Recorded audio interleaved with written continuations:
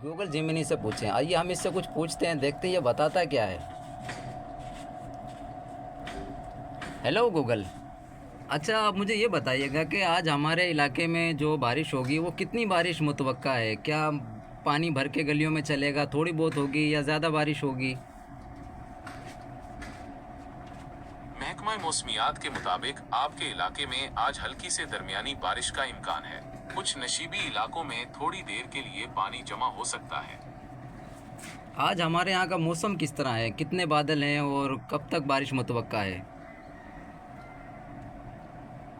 मुझसे मिली ताज़ा तरीन मालूमात के मुताबिक आपके इलाके में आज गहरे बादल छाए हुए हैं और तेज हवा चल रही है। महकमा मौसमियात ने पेश गोई की है कि दोपहर तक बारिश शुरू हो जाएगी। तो प्यारे दोस्तों, मैं एक मिनट मैं इन्हें इस वक्त जिमिस को होल्ड कर दिया है और ये देखें मैं दिखाता हूँ कि हमारे यहाँ कितने बादल हैं। और गूगल की इन्फॉर्मेशन आप चेक कीजिएगा कितनी ज़बरदस्त ये इन्फॉर्मेशन बनाता है। ये देखें बादल, ये